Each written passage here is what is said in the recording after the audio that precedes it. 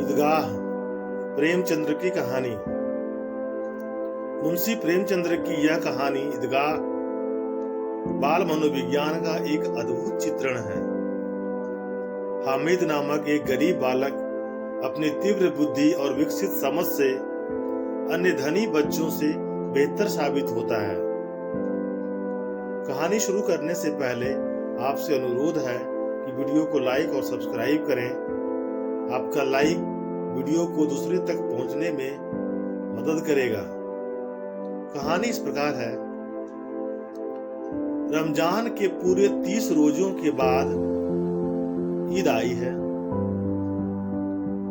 कितना मनोहर, कितना सुहावना प्रभाव है।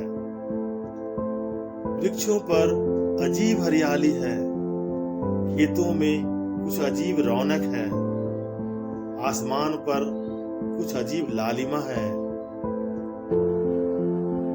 आज का सूर्य देखो, कितना प्यारा, कितना शीतल है, यानी संसार को ईद की बधाई दे रहा है।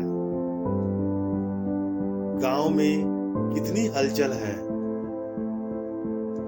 ईदगाह जाने की तैयारियां हो रही है। किसी के कुर्ते में बटन नहीं है। पड़ोस के घर में सुई धागा लेने दौड़ा जा रहा है। किसी के जूते कड़े हो गए हैं। उसमें तेल डालने के लिए तेली के घर पर भागा जाता है। जल्दी जल्दी बैलों को सानी पानी दे दे। ईदगाह से लौटते लौटते दोपहर हो जाएगी। 3 कोस का पैदल रास्ता है। फिर सैकड़ों आदमियों से मिलना, भेंटना, दोपहर से पहले लौटना असंभव है।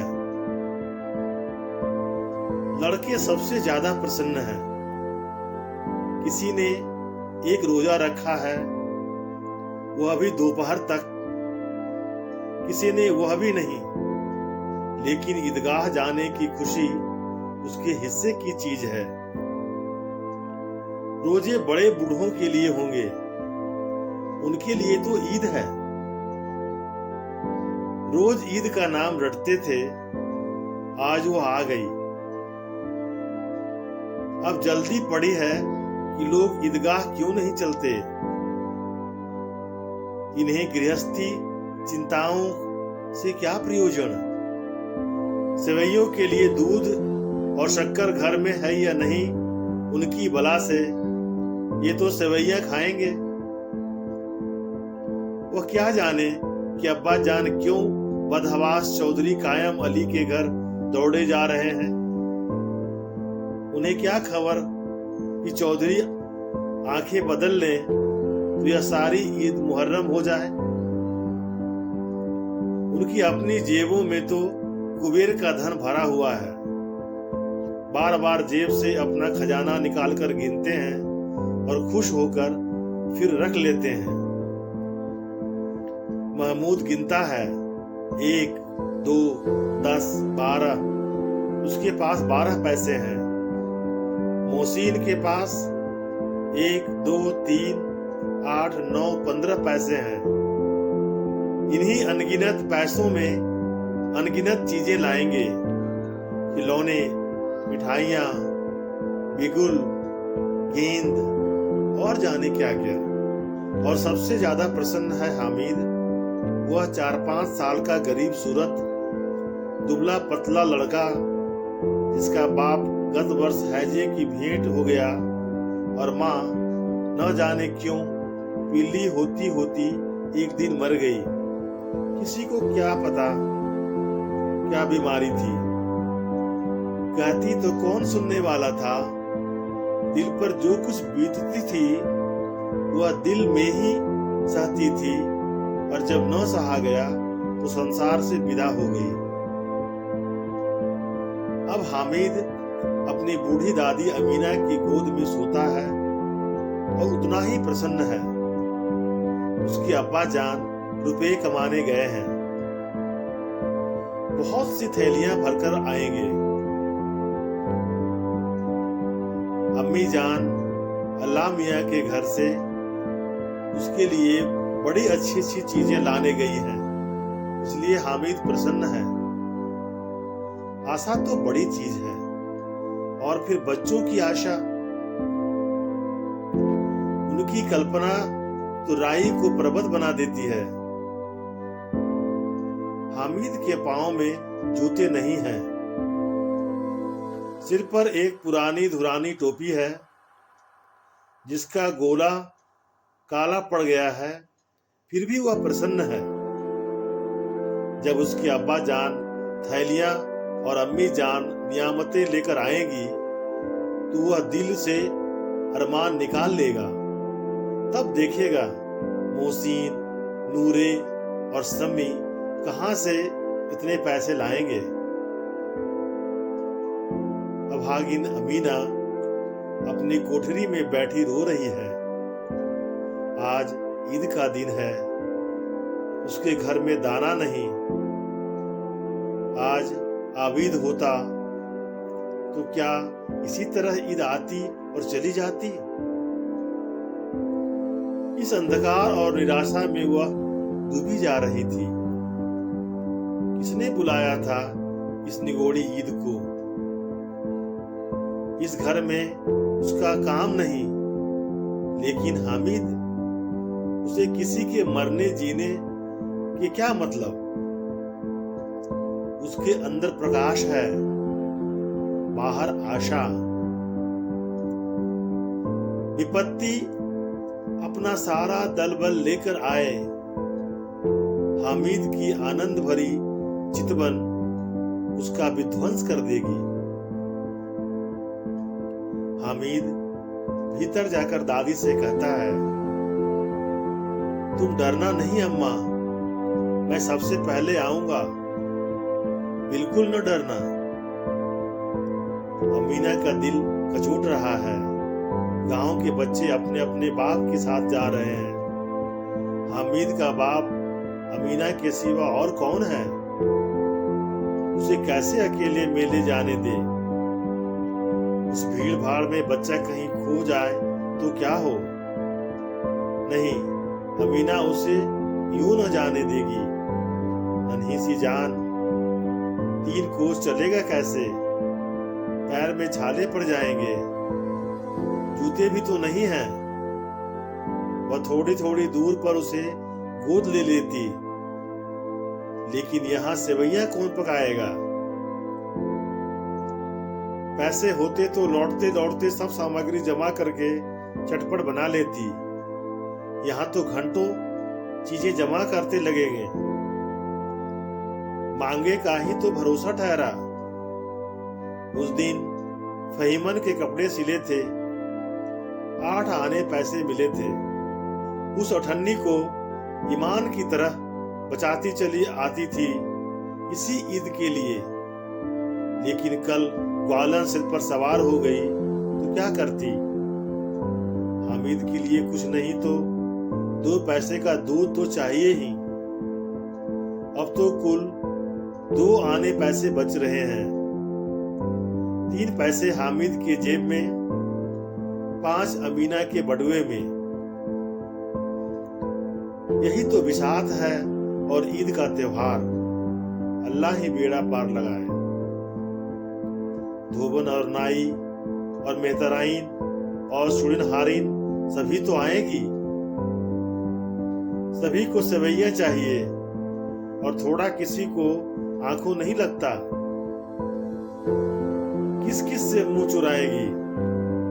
और मुंह क्यों चुराए। साल भर का त्योहार है। जिंदगी खैरियत से रहे, उनकी तकदीर भी तो इसी के साथ है। बच्चे को खुदा सलामत रखे, ये दिन भी कट जाएंगे। गांव से मेला चला और बच्चों के साथ हामिद भी जा रहा था। कभी सबके सब दौड़कर आगे निकल जाते, फिर किसी पेड़ के नीचे खड़े होकर साथ वालों का इंतजार करते। यह लोग क्यों इतना धीरे धीरे चल रहे हैं।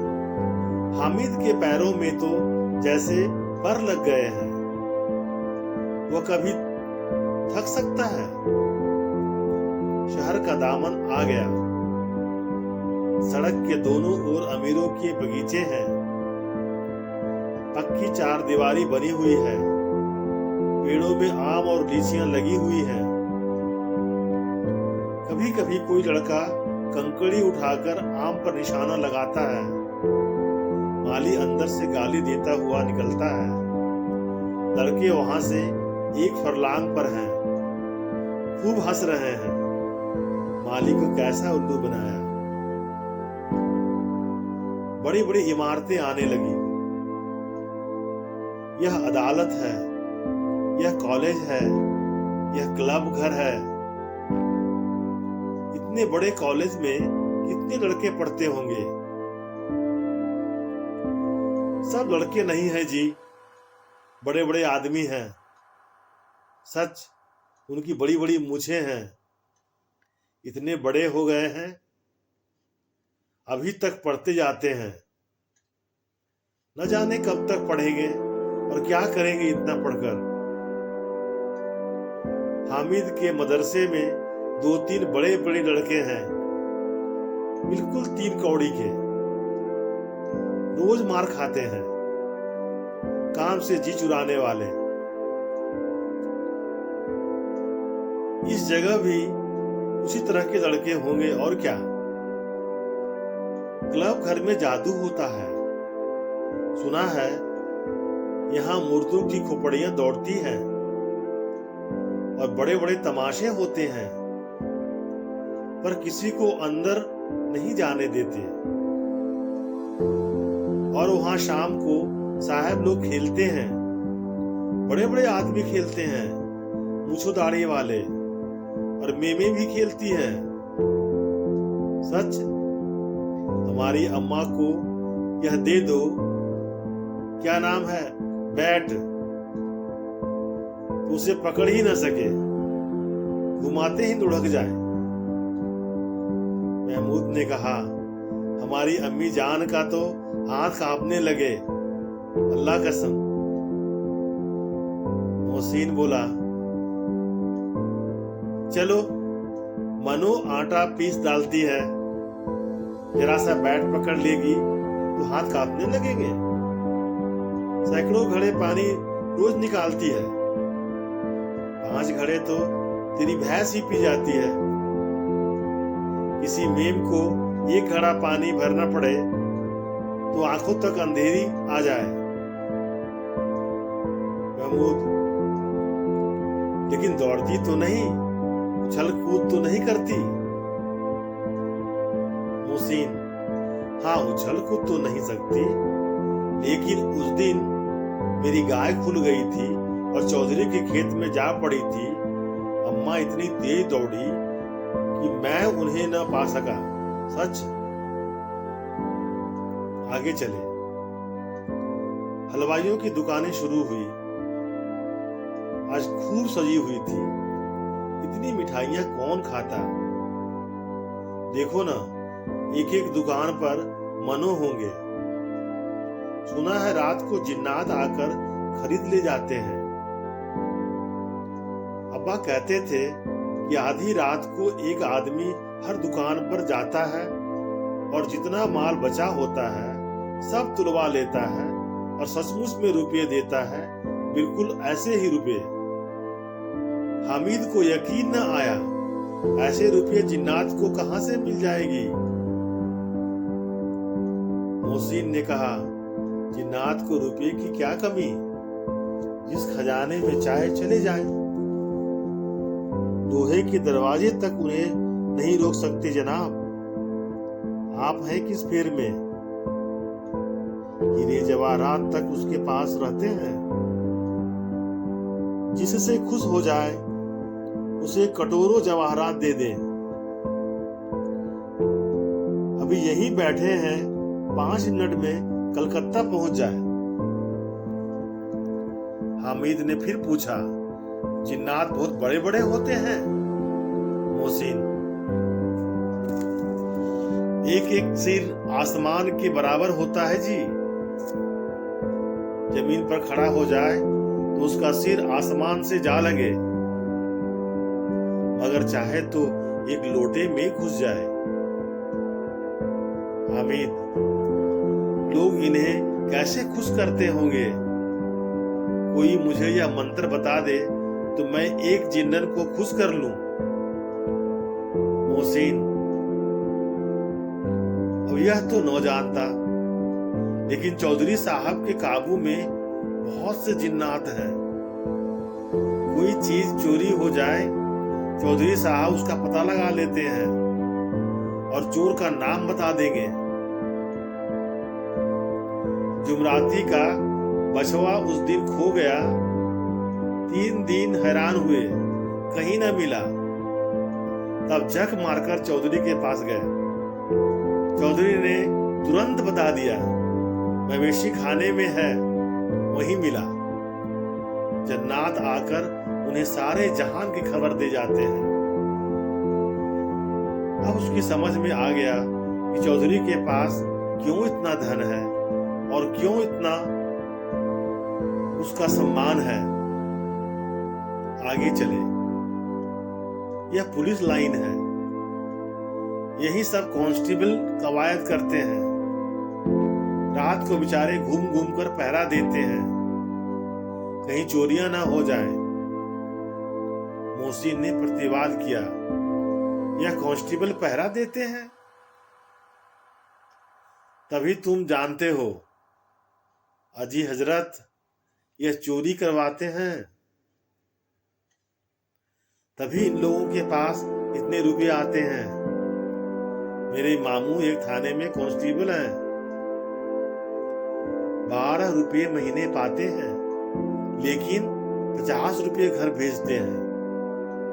अल्लाह कसम, मैंने एक बार पूछा था कि मामू आप इतने रुपये कहाँ से पाते हैं?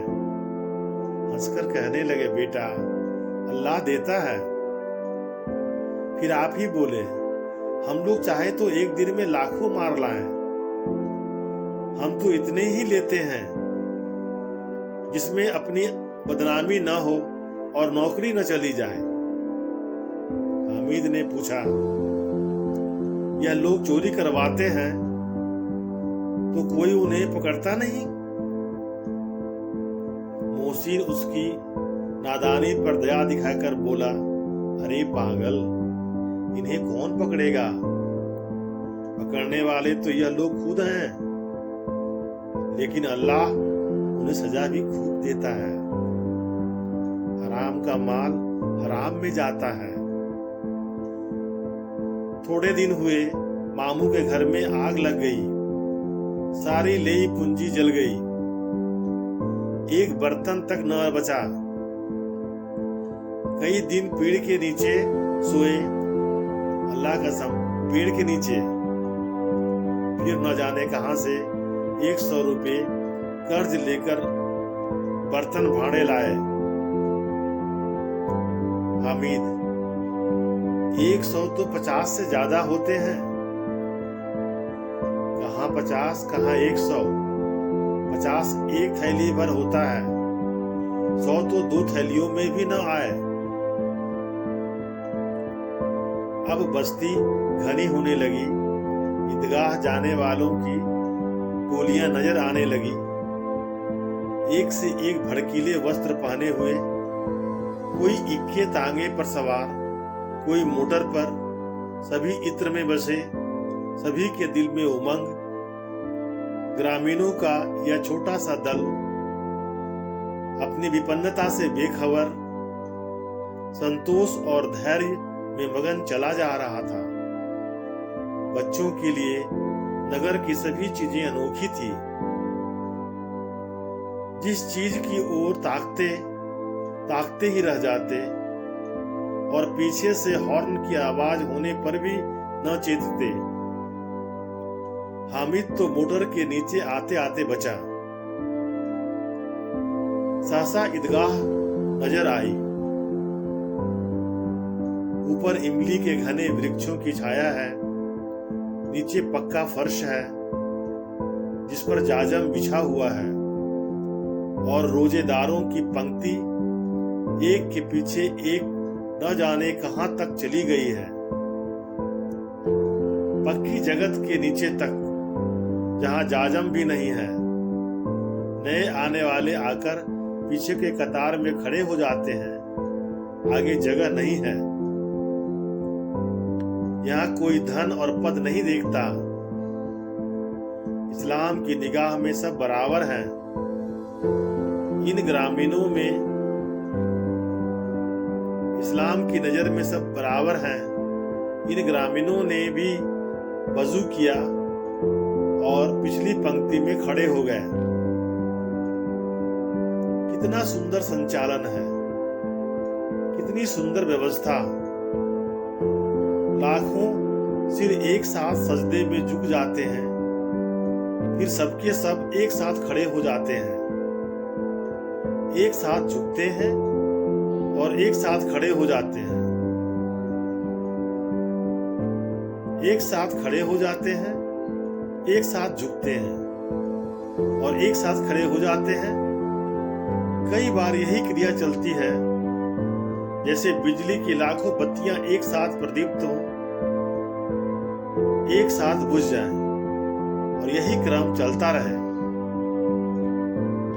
कितना अपूर्व दृश्य था, जिसकी सामूहिक क्रियाएं विस्तार और अनंतता हृदय को श्रद्धा, गर्व और आत्मानंद से भर देती थी।